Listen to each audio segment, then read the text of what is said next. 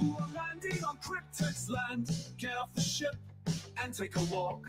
Take any guitar and start your own band. Here you can sing, here you can talk, here you can say whatever you want. Here you can stay, become a mutant. Just try to be nice. For hate there is no space. Don't skate on thin ice. You better not run that race.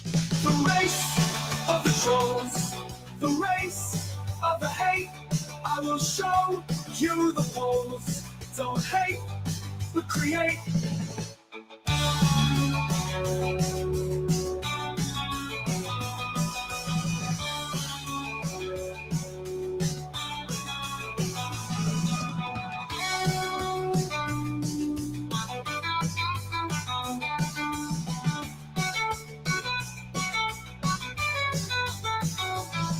The race of the trolls, the race of the hate.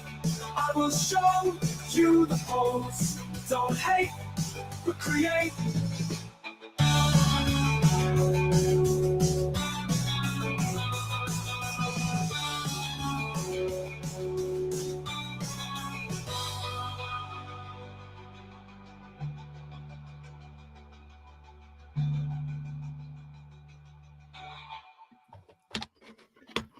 Hello, everyone.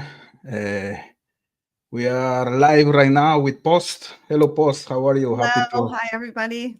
Happy to have you here again. How are you? I'm doing good. I'm doing well. It's a little warmer today than it has been, so that makes me happy. That's cool. It was really cool the other time when we did the show about Delphi. Today you are returning me the service, let's say. The other time I was trying to explain the Delphi's case better to you. So this time we're gonna do the opposite. I know that you know a lot of about the Idaho case. So maybe you're gonna teach me a little bit, or you're gonna help me to understand a little bit better the case. So thank you again, Post, for that. Sure, absolutely. Absolutely. I'm by no means an expert on Idaho. There are some really incredible people on YouTube that know much more than me, but I do know a fair amount. And I have a channel that I talk about this, and so I'm happy to dive into and answer any questions. I'm very curious from somebody like you jumping in kind of at this point, what you're seeing and what red flags or anything that you're noticing. So cool. How did you start being involved in this case?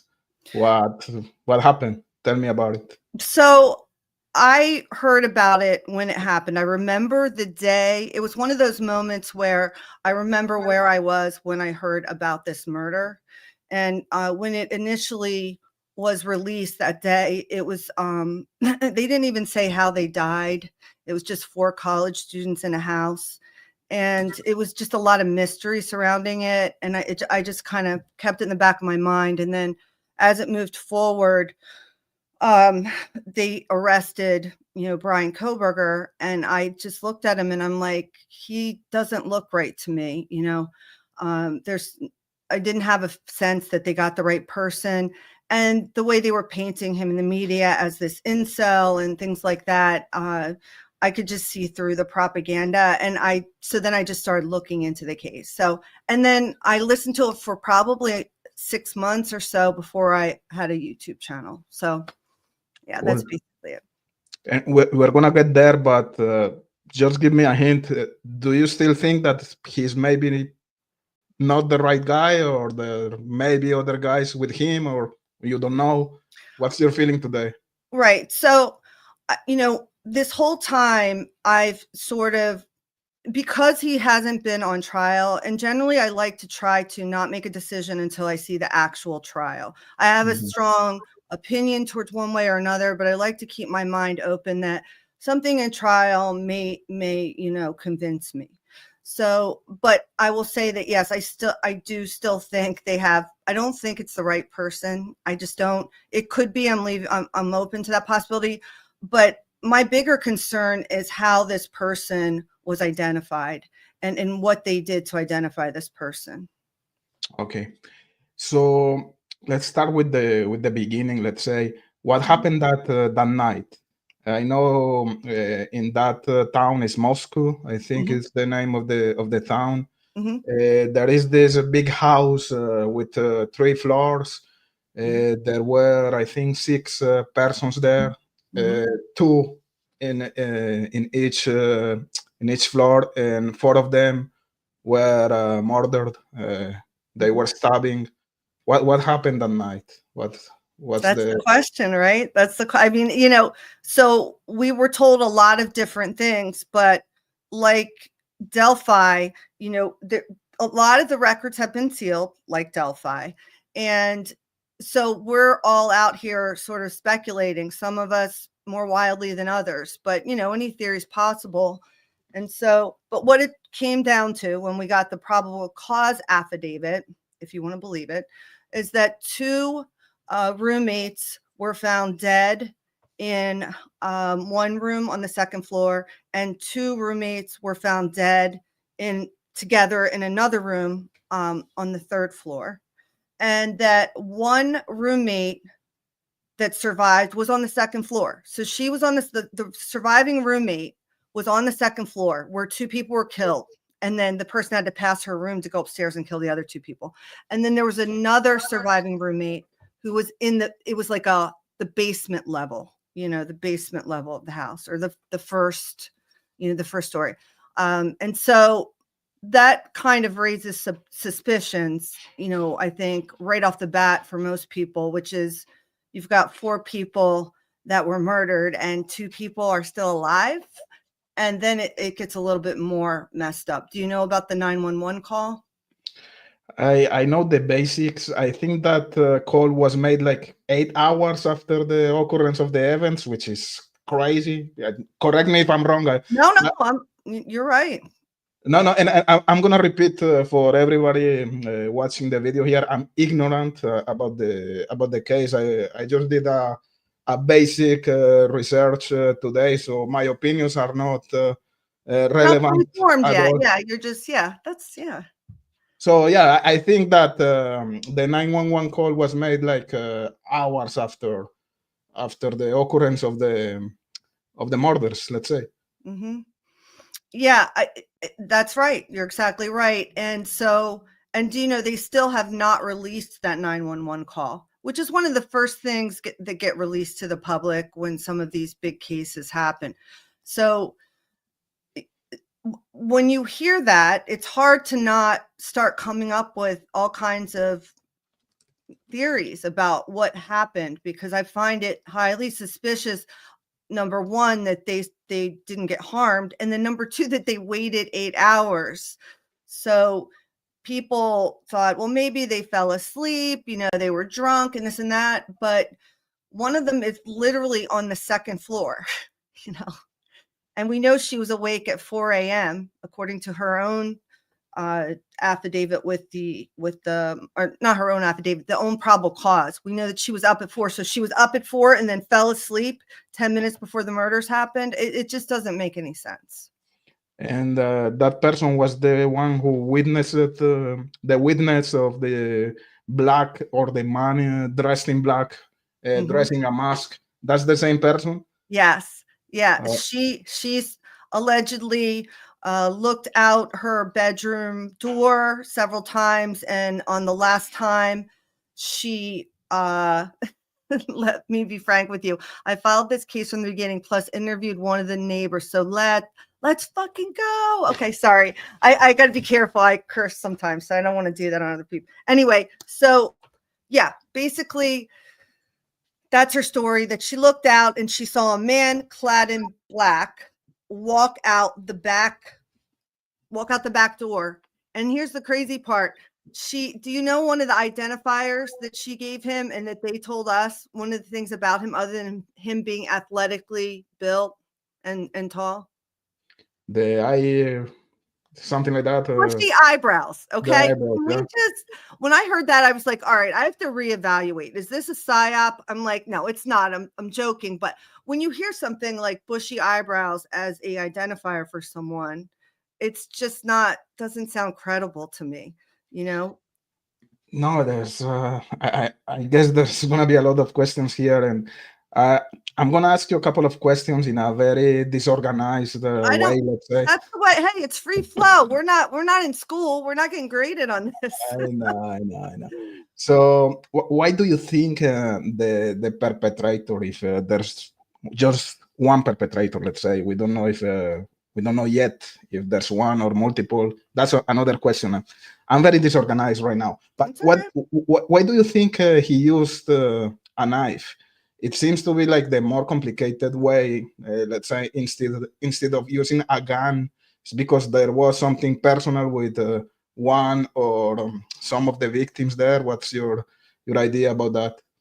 So this is another. You're hitting on all the common questions, which is a knife.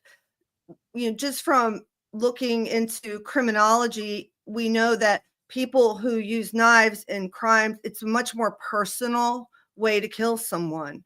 You're getting up close and personal. You're also risking yourself getting injured with a knife. And so it is an odd choice for someone, unless it's a crime of passion, as far as I'm concerned. Mhm. Knives to me are something in the fit of passion that you're going to do. You get up close and personal. There are other people that use knives, and we know certain groups, that go around and commit crimes may be more brutal in the way they murder people than others, like cartel and things like that. So they sometimes can do that as well.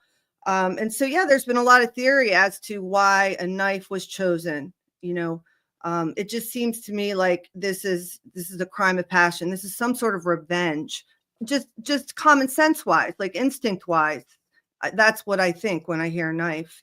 And people have debated a lot of this, so we don't know why. Yeah, and when we use a knife, there's always the risk of having screams. No, people screaming. So he was really taking a big risk at that point because the that house was crowded. Mhm. So do we know if people were screaming or not at all? So there's debate about that as well. There's two things. One, there was an audio that was leaked in the very beginning of this case. It's disputed as to whether this audio is real or not. Again, it's like Delphi 2.0. It's this stuff that comes out. You don't know where it's coming from and why is it being leaked and who leaked it. And so in that audio, allegedly, I listened to it. You hear things, you hear screaming. And then there's Linda Lane, which is actually where I got my start on my channel, because I listened to that thing religiously and I deciphered, according to my own opinion, what was being said. And there's whole tapes on that. That's how I started my channel. And I got some shit for it, but a lot of people were cool with it. But anyway, the point being is that in both of those tapes, you hear a lot of loud screaming and stuff. But as far as the PCA, the probable cause, so if that's all we're going to go with, what's in court, Dylan says that she hears some crying and a dog whimpering, but no screaming, no screaming. Mhm. So we don't know. We don't know the witnesses. I mean, Frank says he, interviewed a neighbor. That's super interesting. I'd love to hear about that. It's hard to believe people aren't hearing shrieks of, you're killing 4 people. It's one person. How are you immobilizing these people? How are you immobilizing these people? Like, when they're not going to sit there and wait for you. And they weren't asleep. So Why do you say that they were not sleeping? For because, well, we know at least Xana wasn't asleep, because Xana had just ordered, she just had delivered DoorDash. And even in the probable cause affidavit, the police say that she was on TikTok active at 4:17, I think, a.m. or 4:12 a.m. So unless she fell asleep within a minute because she has narcolepsy, she was still awake. Mhm. So, and that means probably her boyfriend was as well, who would be the biggest threat in the house at that point. That was the girl who was calling or texting his boyfriend at that time. They were That trying to was contact. okay. So yeah, so I'll distinguish between the two, because I know it's a lot of players, and if you don't know who they are, it's like when I was looking at Delphi, I'm like, wait, who is that again? So there's Xana and her boyfriend Ethan Chapin, who were in her bedroom on the second floor. And then on the third floor was Kaylee and her best friend since she was a little kid, Maddie. And it was Kaylee who was repeatedly calling her ex-boyfriend, Jack. And then Maddie ended up calling him a few times, and then she ended up calling him again. And I think that was around 2:30, 2:45 in the morning. So, but that's who was calling. Yes. Is those texts, let's say, do you think there's something there? Is anything playing a role here in this case, or what do you think about that? It's definitely something I've thought about. I don't know that I have a formed opinion one way or another. It's hard to ignore them though, because it was so shortly before this all happened. And Jack Decor, who is Kaylee's ex-boyfriend, there was also a leaked photo that we don't know where from that showed in the corner club, one of the last places they were, that they were with Jack Decor that night. So he was a big suspect early on in this case, and the police had to come out and say that he had been cleared because people were really, and there are some people who haven't let go of Jack Decor. They still think it's Jack Decor. There were other suspects as well that people latched onto, but the Gonsalves family themselves said in an interview that Jack Decor came to their house that day or later that night or something, and he took off his clothes to show them that he had no injuries, to prove to them he had nothing to do with it, and that he also, had DNA taken and a lie detector, and they saw a camera of him going into his house and he never came out. So they're 100%, not saying the Gonsalves family came out saying he has nothing to do with it. So that quelled down a lot of those things that people were talking about with these calls that they were repeatedly making. So, okay, interesting. This question is gonna be like a little bit gore, let's say, but I think it's important to know that type of details. Let's say in the Delphi murders, we know that the girls were killed by, their throats were cut, and that type of details can be important in this type of cases. Yeah. Do we know what was the place, or where were the victims stabbed? Let's say the injuries. They've been very vague with those details, and it's one of those things that, it's frustrating because we don't know. If you look at so the only place we get those details, because there's all kinds of rumors all over about what happened and how it didn't even happen there, and all kinds of things that have been rumored. But what do we know for a fact as far as the court is concerned? In the PCA, they mention that Ethan, I think it was Ethan, was injured with, they called it like I don't know if they called it a blunt object, but they had a different term than they used when they described Maddie and Kaylee's injuries. They said a jagged edged weapon like a knife, but they didn't specify that with Xana and Ethan, which automatically makes me think there's two different weapons. It doesn't make sense that you would use, I could be wrong, but it just makes me think there's two different weapons. And they really don't give a whole lot of detail. The coroner, just basically said a bunch of stab wounds and it was a mess. She gave an interview that I think she probably wasn't supposed to, but she didn't give much details.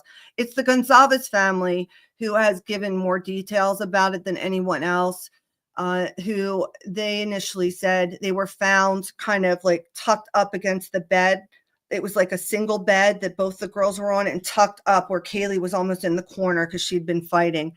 And they've created narratives about what happened that we don't really know if they're true or not. It's not been said in any court documents. So no, we don't know. We really just don't know what it looked like.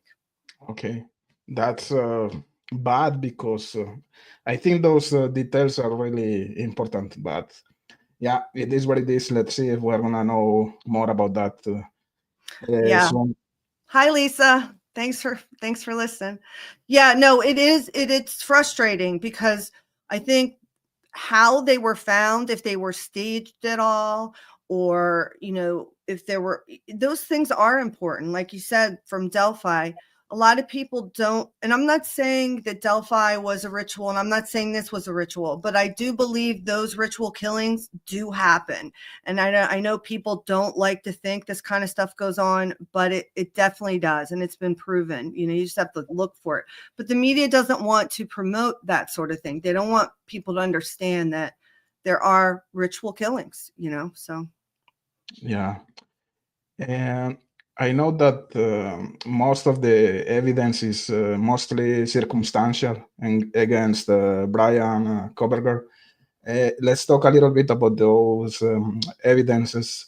One of the things that I was reading is that he was following one or the three girls there in Instagram, and he was messaging one of them like 2 weeks before the murders constantly. Is that true? What do we know about that? It's not true. It's news propaganda. It's the state propaganda from the beginning of the trial. It's been said multiple times now in court that he has never followed. He has no connection with them on social media, in his phone, in his Google. They went 5 years back in his phone. Okay. He has no connection to them. In the beginning of this story, there were some false narratives planted by the parents and the police, and none of it was ever true. And, it's a shame, because I know people like me and you and people in the chat like to follow these cases and these trials. But most people who don't listen to this stuff, like I was before, a few years ago, you're just going to hear the blurbs. Oh, he stalked them. Oh, he's an incel. Oh, look at it, and that's it. But none of it's true, sadly, for Brian. He has that prejudice now against him. Yeah, that's interesting, because when I was reading about the Instagram messages, I was thinking maybe he was like fantasizing about one of the girls. He was a stalker. So it's easy to come to that conclusion if you're just listening to the media, which is always one side, always pro prosecution. So it's easy to come to, because you see these beautiful girls and they were very public about their life, and that can attract people to you that maybe want to harm you. And so it was easy to kind of fall into that. But you have to know, we know, right? If you follow Delphi, you can't trust what the news is telling you. They're just preaching it for the state. That's all they do, unfortunately. Yeah, I understand. Do we know if there was like one target, or let's say one of the girls was the target there, or the three girls, or what's your feeling about that? So some people have formed strong opinions about this, and they talk about it in their channel. Other people don't know. It's one of those things I haven't formed an opinion on yet, and I keep my mind open to it. There is a theory that there is a theory, basically. So there are some charges that some of these parents of these victims have had in the past for drug dealing and drug using, and then it's part of their history. And so there is a theory that maybe those parents, a parent of Xana and a parent of Maddie, or step parent, were involved in some snitching on a large group of drug dealers, and that this was sort of a revenge killing for that. Like I said, Pavarotti, he's somebody that a lot of people follow for this theory, and he lays out the case pretty strongly. I just can't say that I fully believe that. I think it's an interesting theory. I think it's plausible, but I'm not there yet, but that's one, of the theories. And in the beginning, there was a theory, that Kaylee had a stalker, and she was the target, but I don't know. I still feel like there's two killers. So I don't know. Anyway. We're going to go there soon. There are some video evidences. Let's say there's a white car that is spot like very close to the house, like turning around. is that car confirmed to be the Bryant's car? No. No. This is the other thing that this case did in the beginning that was just drew me in, as well as a lot of other people. Everything that they were putting out in the beginning was just so strange that one of the first things we saw in this case for them to like ask our help for was a picture of a white car, and it's sort of like you can tell it was moving and it's freeze framed, like they took a picture from a video. That picture was circulated in the media, and the public was asked to look for this white Hyundai Elantra between the years of 2011 and 2013. And if you look at the source of that picture, it is a gas station clerk who decided on her free time to go through the video that night and see if she could find anything. And for some reason, it was this car out of everything that was suspicious to her. And that's where the police got this tip. And that is just the most ridiculous bull that I can think of. Okay. And then it turns out that this screenshot isn't even a white Hyundai Elantra, and it's just, yeah. So no, I don't believe it. They say they caught it on some other videotapes, but it could just as easily be another white car. I don't believe they proved that. So. And what about the cell phone data of Brian Koberger? Can we correlate the cell phone data with the presence of that white car at the Right. No, it's a good point. It's a very good point. And if it was, I wish it was simple. And I feel like if it was simple, we would be able to follow it, because it shouldn't be that complicated. Okay, the car's here, he's pinging here, the car's here, he's pinging there, but they're not able to do it. They use a lot of theory. For example, there's a portion of time where Brian Koberger's phone is not showing up on their tower data, on their tower dump. And so they make a leap. Instead of saying maybe he's simply out of range, because that could happen easily in places like that, or his phone is powered down, they make a leap that his phone was somewhere else because that's when he planned to commit the murder. Okay. So because they don't have his data, when they allege his car is in that area, they can't tie his phone there because his phone isn't connected to the tower. And their theory is it doesn't mean he's not there. He just turned his phone off. You follow what I'm saying? So you can't make that connection. And in fact, the defense has hired someone named Cy Ray, who is a retired police officer who usually testifies for the prosecution, but in this case is testifying for the defense, saying this timeline they made up is not making sense. So, yeah. I also read that just a couple of minutes before the murders, there was like a pizza guy delivering pizza at that house. mm-hmm. Is there something so that's significant about that or not? Yeah, I mean, it's another point of controversy, like everything else, like Delphi 2. It's like everything is debatable here, because the DoorDash driver, we don't know who it is. They've redacted the name. There's been lots of theories as to who it is, including, was it Brian Koberger? Because the DoorDash delivery person. So here's one of the things to understand about this case that's also more confusing. The girls, we call it 1122 King Road where they live, right? But the road they actually live on is Queen Road. And it makes it confusing, okay? And so if you think about if you were a DoorDash driver and you have a delivery to make and they tell you on the phone 1122 King Road, because colloquially that's what it's called, but its actual address is Queen. So you put in 1122 King Road, you're DoorDash, you've never been there, you're going to look, you're like, where is this house?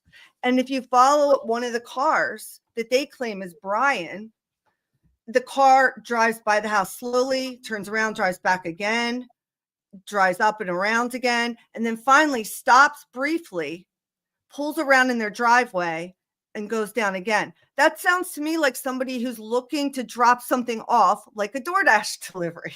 Mhm. And they say this happened around 4 a.m. And this is when that car's doing that. So, so allegedly Brian and the DoorDash guy are doing, like, it doesn't make any sense to me. What's more logical is that's the DoorDash driver, That's crazy, huh? Mm-hmm. Yeah, the coincidence is crazy. I know. Right? Again, I'm very disorganized here. We said that we were talking about the screams, but we know that there was a dog in that house.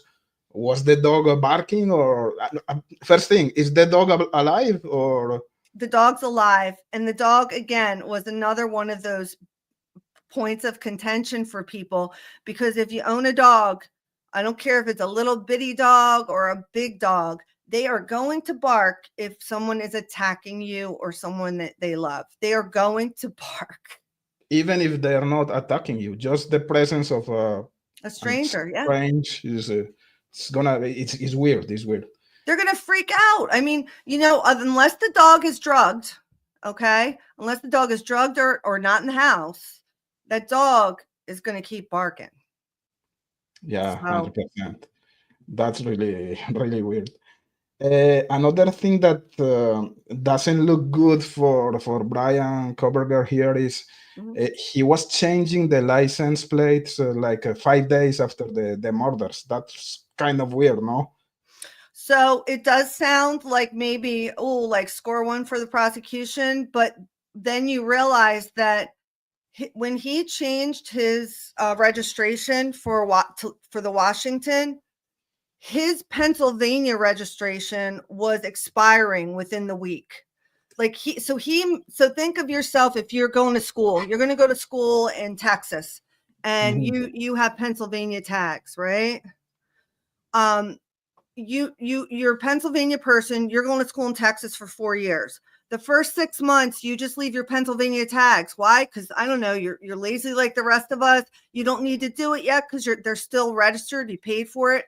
And then you're like, oh shit, at the end of this month, I have to change my tags, right? I'm going to be here for the next 4 years anyway. I might as well register them here. And then you go to Texas and you get your new tags. Well, if that just happens to be a week after a mass murder, that makes you look suspicious, right? But the reality is you were changing it because your Pennsylvania tags were about to expire. You now live in a different state. You follow what I'm saying? So it doesn't, to me, it's not suspicious. I mean, I've done that when I've moved to another state. So for me, it doesn't mean anything. Yeah, I understand. Give me just 1 second here, Post. Yeah.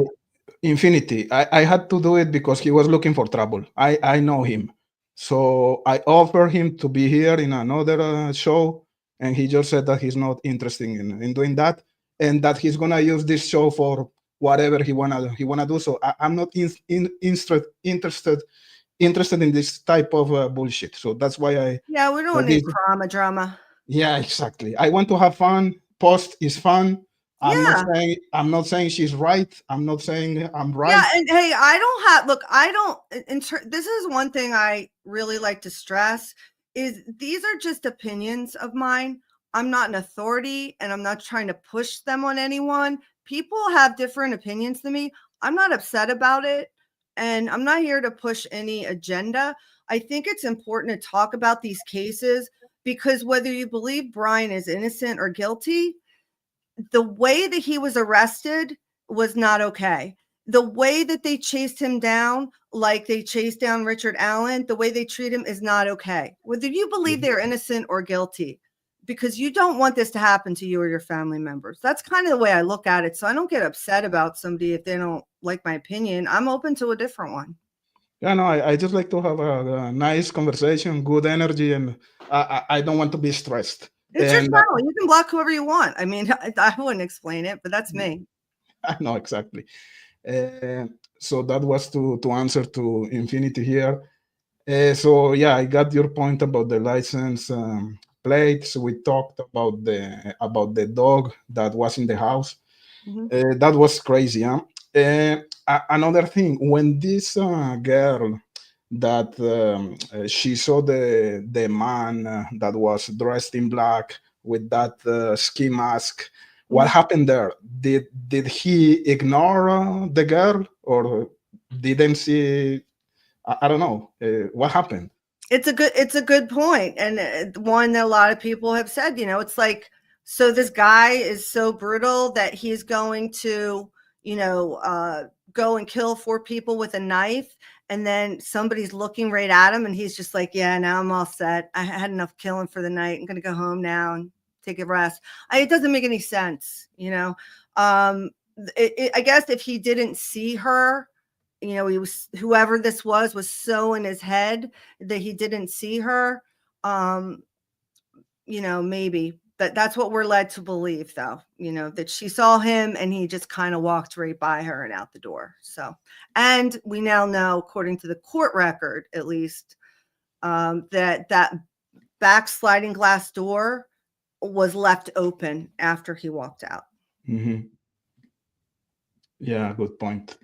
And she didn't call the police at that time. We know that, right? No. Apparently, she was in frozen shock phase, which is one of those terms. They have them in every trial, and that's what it is. She was in a state of frozen shock phase and was unable to communicate with anybody. Mm-hmm. And who found the victims? So that's also not really known. It's been speculated. They don't really go into detail on that, and I'm really interested in finding out those details. They're so far, what we've gleaned from the court documents and what people have said is I guess Dylan called her neighbors, who are her friends, and asked them to come over and check on, I guess, Xana and Ethan, because their door wasn't opening. And the theory is that his body was up against the door, and was leaning up against the door. And so when the neighbors came over, it was Hunter Johnson, I think is his name, who opened it and found them there. I even heard Ashley, I think Banfield is her name, talk about this as if it were fact, but that's not in the court record either. So it's hard, because I don't believe the media. They said he was an incel and a stalker, and he's not. So why should I believe that? Why should I believe that? Yeah, that's crazy. I was convinced that he was an incel, messaging the girls in Instagram, and that was right. You were, and there's nothing wrong with that theory. I mean, and honestly, people can look into the case, and if they still feel that way, there's not that they're free to, but I'm a skeptic. That's the thing. I'm very skeptical, and I like to look at all sides of something, and it takes me a while to make a decision, and then I'm usually good, but I still can change it, because I know that I'm not the authority. I don't know everything, so. Great. Junior Johnson is saying here in the chat that he thinks that the defense is working on a plea deal. What do you think about that? Do you have any information? I mean, I don't have any information about that. I have heard that I think there's an attorney on a channel called Crime Talk. And he says that he's a defense attorney, but everything that comes out of his mouth sounds like he's a prosecutor. And I think he made some sort of innuendo about this based on, I don't remember, I'm going to be honest, but what he was basing it on was he was wrong. I don't think he's following the case as closely. But yeah, maybe it's possible. I wouldn't bet on it personally. I wouldn't bet on it, but some people feel that way. Sure. Yeah. DB is asking, why not just get his DNA from that trash? Right. So the DNA thing is really interesting. So we just learned recently, with all these court filings, and I mean recently within the past few weeks, that apparently the first time that Bryan Kohberger came on their radar was December 19th. Okay. So December 19th, Bryan Kohberger was not in Moscow, Idaho, or Pullman, Washington anymore. He was already in his hometown of Pennsylvania for Christmas break. So that answered a lot of questions for me, which was, if they knew his name, why did they wait until he traveled out of state and then bust into his house like it's Kim.com or something and ruin his house and stuff? Why did they wait? Why did they do all that? It's because they didn't know they didn't have his name until he was already in Pennsylvania, home where he should have been, not fleeing from a scene, but home like a grad student would be for Christmas. And so now they want to verify his DNA against this touch DNA that's on the snap. And they're trying to do that instead of just knocking on the door and asking for him to have an interview or whatever. They don't know what to expect. Maybe he's a nut, whatever. So they start trying to pick through his garbage to find out if they can get some DNA, right? And apparently they had trouble, and they ended up finally getting something that showed it was a hit for his father. In other words, they basically said they took the DNA from the trash, hoping it would hit with the profile they have, and it didn't. But it did come back and said, "This is the father of whoever this is." In other words, so then they were sure that it was him. So then they arrested him and took a cheek swab, and then they verified it that it was him that matched that. So it's a very convoluted way of doing it. And it gets even more convoluted when you look at IgG, which is genetic genealogy. I don't know if that answers the question, but that's. Oh, no, interesting for sure. USA, yeah, no, he was looking for trouble, and I'm open to talk to him, but in a separate show if he wants. If not, that's fine. Hello, Mark. Thank you for being here. Let me ask you something here. Post. Is there any evidence about Brian being at that house before the date of the murders? I heard or I read something about that maybe he was there in that house before. What do you know about that? So that's part of the whole propaganda narrative in the beginning with the incel and the stalking.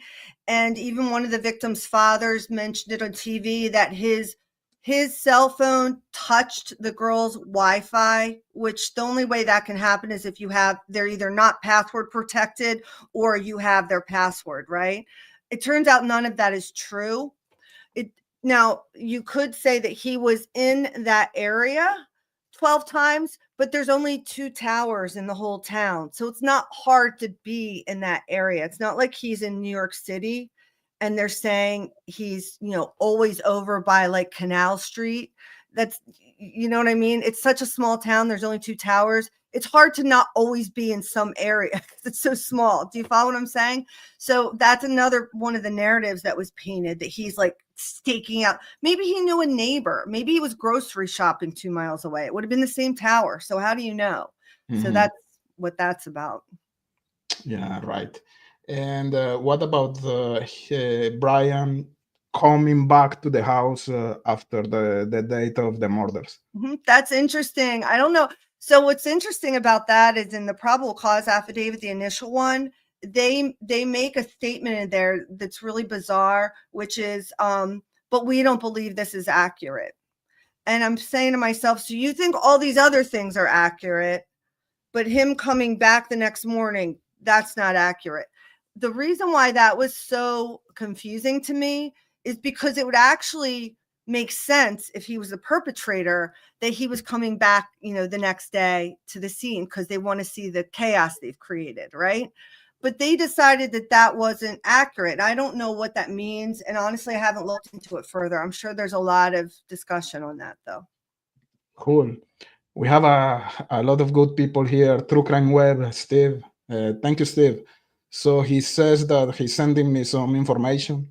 Oh. So for sure, we're gonna go for a future video here. Thank you, Steve, for that. We know that one of the main items here in this case is the casing of the knife, right? That was found in the house, and that is connecting somehow Brian with the murder weapon, let's say. Do we know if there were other items of significance that were found in that house by the police, let's say pistols or something that could be, I don't know, important in this case. Right. Yeah, no. So you'd think that if someone, were to go into a house and kill 4 people with a knife, that there would be lots of their DNA, all over the house, that there would be other things. But there weren't. There was nothing. The knife sheath was found next to one of the victims in the upstairs bedroom, and nothing else was left there that ties Brian Koberg to that scene. The DNA was on the snap of the knife sheath, and it's touch DNA, which means it's a few skin cells. That's literally all it is, just a few skin cells. And they have not found the murder weapon in the possession or on the premises of Brian Koberger or his family or anything in his car. And they haven't, I think they have finally confirmed that that sheath does belong to what they think is the murder weapon, but we don't have the murder weapon. They haven't found it. So it's the only thing that ties him there. There's no connection on social media, on his cell phone. There's no connection. He has no blood in his car. And more importantly, no evidence of cleaning done to his car. Like they can test to see, did he use these certain agents, to get rid of blood? Yeah, he doesn't. He doesn't have that. And he doesn't have it in his apartment either, or his school. So he would have to be so meticulous to not get anything. Can you imagine 4 people you brutalize and you don't get one little tiny piece of DNA anywhere else? It's bizarre. Yeah, it's weird. Do you think that there were multiple? You said already that you think that there are maybe 2 people involved. It's because of the complexity of the murders, or yeah, I don't believe that one. Okay, let me restate this. Is it possible that a person could do this in the time frame that they're stating? Like I think it ends up being something like 10 minutes or somewhere around there that they're doing this. I believe that 100%. I believe it's possible. I also believe that they can do it and get away without any trace. But that person, in my opinion, would either be a very experienced killer, like serial killer or something like that, or someone who was trained by like black ops or special ops in the military, because that's what those people do. They come in the middle of the night and they kill people, and then they disappear and nobody finds a trace of them. People are trained to do that. We know that because they do it overseas to our enemies, which is horrific.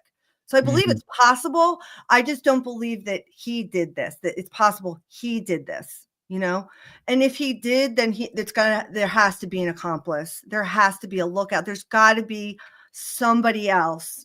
I don't see it. Cool. So Frank will be live in 10 minutes, I guess, talking shit about cryptex. I don't care. Don't give a fuck.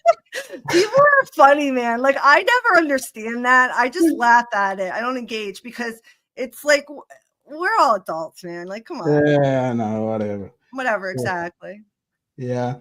Do you think that Brian Koberger, is he going to testify or?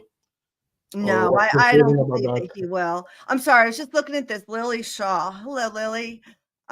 She says, in the recent court case, they said the girls, yeah, that's another thing.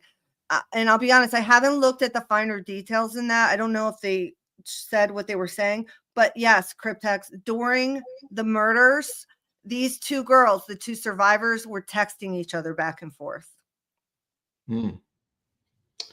Interesting. Do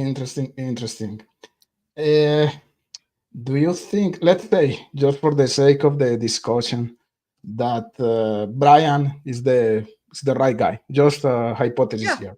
Mm-hmm. The fact that that casing of the knife was found there at the house, do you think that type of mistake is like a mistake that was made by an amateur, or it was made on purpose? Do you know what I mean? It's like maybe they left that casing there just to distract the investigation. I don't know. Red herring. Yeah, a red herring. Yeah. Yeah, there's a lot of questions about that people have in theories as well. It is very unusual because if you have a person who is capable of doing this in 10 minutes and going undetected, really, for the most part, leaving 2 people surviving, uh, it doesn't seem logical that they would do something that egregious. They wouldn't mess up that badly. They might mess up, but I don't believe they would mess up. That's a big mess up for somebody who is otherwise very precise in their operation. And so that's why I just have such a hard time believing that sheath wasn't planted or something. I really do. And I don't like to go there right away. And I'm not settled on it, but it's just too odd. It's just too weird. Yeah. I understand that the house was demolished, right? That's another weird thing What the about fuck? exactly Huh? what the fuck, like what the actual, okay?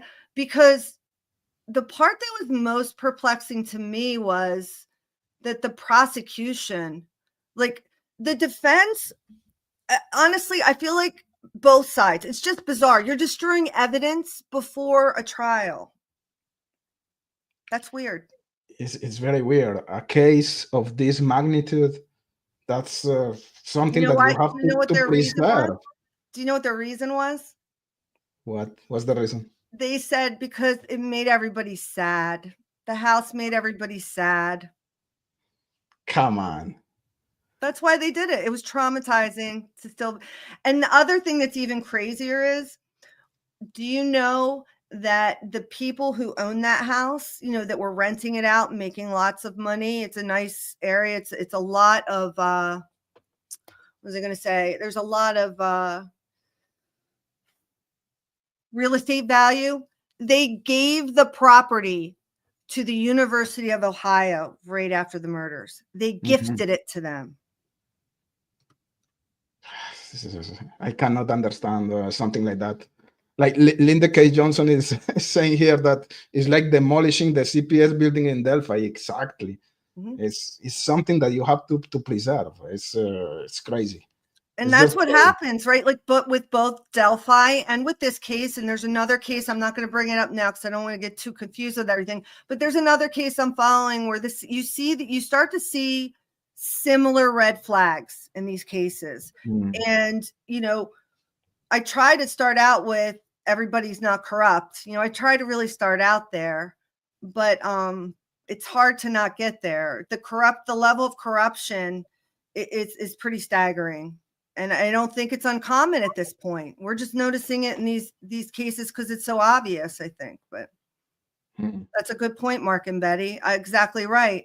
Because if you walked in that house, according to people who have lived there, students, you can hear everything. It was one of those houses that were thrown up very quickly, prefab type stuff, and the walls are thin. Think about it. These are like the college houses that anybody might have rented or been at when they were a kid. They're very thin. They know kids are going to mess it up, so it's shoddy. So you can hear everything in a house like that. They don't want the jury to know that. That's my opinion. Yeah, 100%.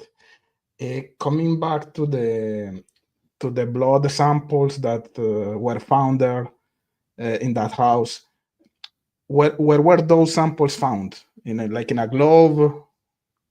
So that was a huge bombshell that there's a lot of bombshells that have come out this past 2 weeks because of a Frank's motion.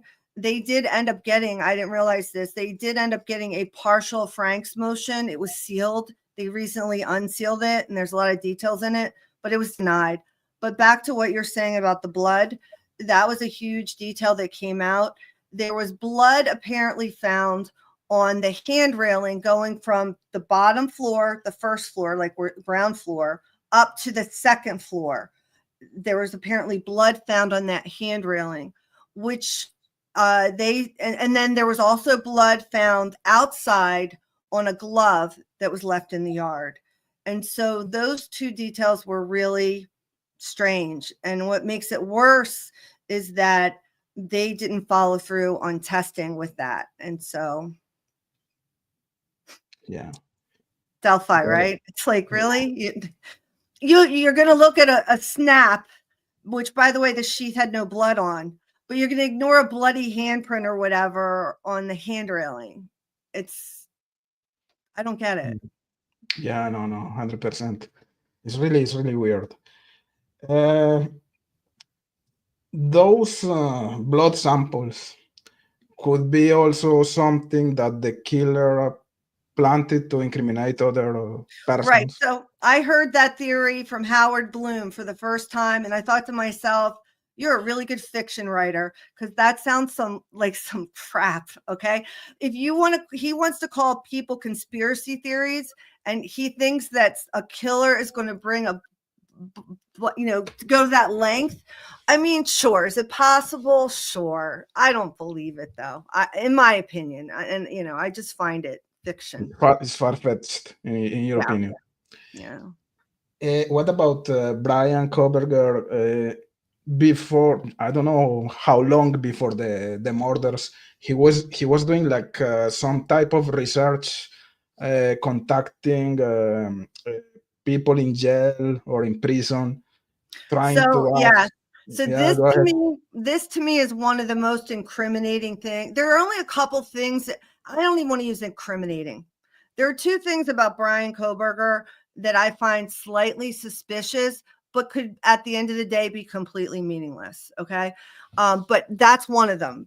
So he was a criminal justice major. He was getting his master's, and people who get masters and PhDs in most disciplines are doing research. That's how you're doing it. And that's what you base your master's or PhD on, is the conclusion of the research that you did.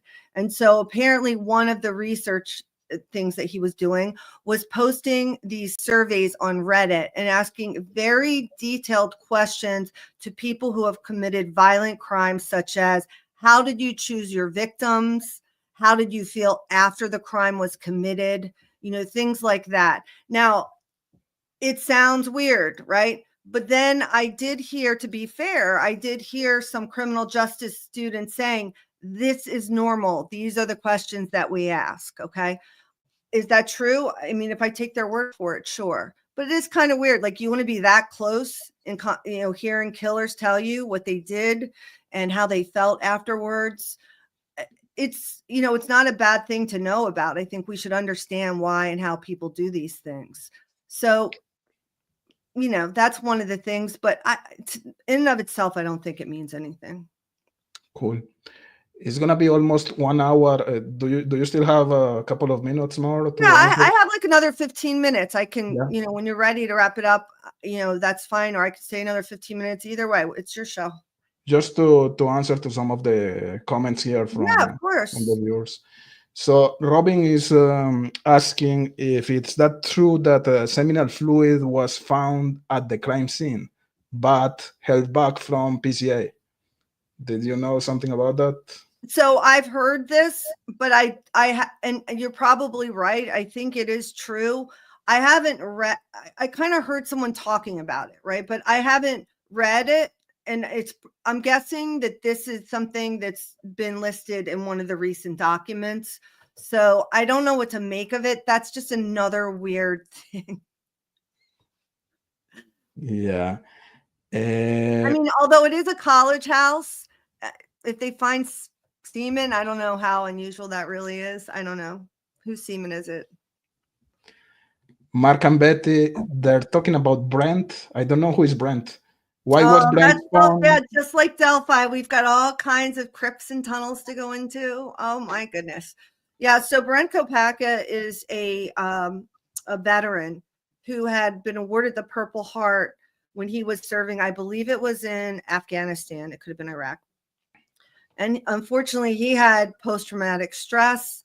He had some trouble, I think maybe with some addiction. And he was shot and killed on December, I think it was 15th, shot and killed in Pullman, Washington. And so a lot of people, including myself, were very interested in who he was, because it seemed odd, the proximity to the murders, but they covered a lot of it up. And this is one of, I would consider it a rumor, that his phone was factory reset. This is a rumor I heard. I haven't been able to verify it. I'm not saying it's true or not true. And so I don't know what to make of it. If it was reset, that's bizarre. There are a lot of theories as to his involvement with this and maybe knowing Brian or not knowing Brian, but I can't find anything to verify that at this point. I've definitely looked into it though. So Yeah, interesting. Annalise is saying that she doesn't find the witness to be especially believable. I get the idea it was a party house and covering backsides was a primary need. Yeah, I think she's referring to Dylan. Yeah. Because Dylan, one of the things that Ann Taylor, the lead investigator, and by the way, for just like in Delphi, Brian Koberger's defense team believes in his innocence. In fact, they said it in court emphatically, which some people might say it's not a big deal, but I say it is, because defense attorneys don't always know if their client is innocent or guilty. That's not what they're there for. Defense is there to make sure their client's rights aren't trampled on. That's it. But when they come forward and they say, my client is innocent, I think that's a big deal. So, yeah, 100%. But she brought this up about Dylan. Dylan said something like, I'm not sure what I saw. I don't know if it was real or just a dream. I'm not sure what to make of it. Those kind of things. So, yeah, a lot of weird things. What do you think is going to be the outcome of this process? Being realistic and knowing the way the judge is behaving, let's say, do you think he's going to be convicted, or what's your feeling? I hate to think, I always try to remain hopeful. So I am going to just remain hopeful that more and more people will see what's happening here, and that there is at least one person on that jury that is willing to be courageous and hang it. That to me would just be the best outcome. I think it's going to be tough to get a full not guilty, just because people, they want to blame somebody. And if you're in the chair, it's going to be you. So my biggest hope is they have one or two jury members who are just like, nope, not going to do it, Yeah, totally. What is the timing to have like a verdict? When are we going to have the result of that process, let's say? Well, the trial doesn't even start until August. Until August, okay. Yeah, I think it's August. I keep hearing, I thought it was June, and then I heard July, and now August, but it is coming up. So this is all the pre-trial motions that they do beforehand. And I don't know. I mean, I can't make that prediction until I see the trial, because the trial will help. Once you see the trial, you kind of have an idea of like, did the defense really kick some ass, or did the prosecution nail it? And so, I don't know. Yeah. I understand that he's facing the death penalty, right? Yeah. Okay. So that's a potential outcome here at the end. What's even worse? This is what's, and I've said it before. I'm against the death penalty. By no means do I think the state should have the power to execute someone. I think that is too much power to give the state, and they've shown that they'll abuse it. And so I'm just against it for all sorts of reasons. But the state of Idaho decides that they can't, they're unable to get the injections to kill people, so they're going to use a firing squad now, and they're trying to hurry that up. So it's the first choice for death row that you face a firing squad. I think that is incredibly inhumane. Cool. No, I think that's going to be all for today post. I really appreciate your input. I know that you dedicated a lot of time to do your research. I appreciate the time also. It was really fun as the other time. I enjoy too much talking to you.